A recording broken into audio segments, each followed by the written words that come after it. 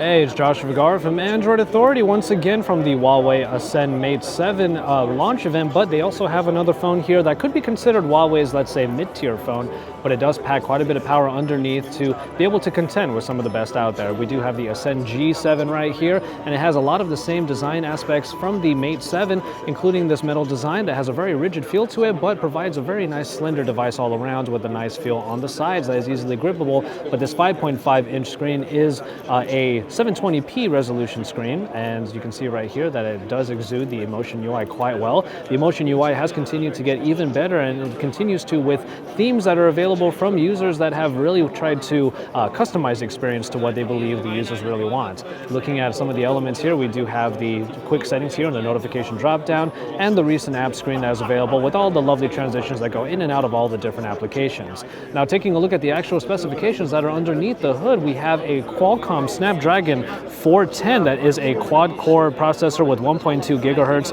They will have 32 and 64-bit capabilities, which is nice for future-proofing for these particular phones when Android continues to improve. And from there, we also have 2 gigabytes of RAM and 16 gigabytes of onboard storage. Taking a look a little bit more at the design while I go through a couple more of the hardware aspects, we do also have a 3,000 milliamp hour battery that is underneath, and should provide pretty good longevity rather, because the specifications are not quite as bleeding edge and will help with the power consumption. We'll go ahead and jump into the camera, which in this case has a 13 megapixel resolution. I'm going to go ahead and unlock the phone there.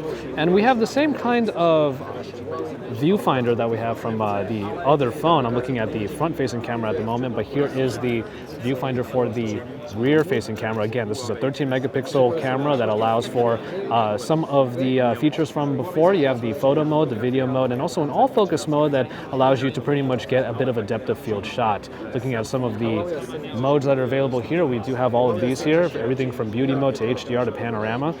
But nonetheless, that is the Huawei Ascend G7. Like I said already, you can consider this the mid-range when it comes to Huawei's market, but you know what? It does pack quite a few great features that some flagship devices out there might be missing. We do have a great 13 megapixel camera that should be powerful enough for plenty of people out there already, and we have a wonderful screen here that does come in at 720p resolution, but provides a very nice exude of the Emotion UI. The metal construction is also a premium feel as well that really gives it a bit of a boost, and at 299 euros currently for this particular phone, it also comes in at a pretty affordable price, one that is certainly accessible for plenty of people out there.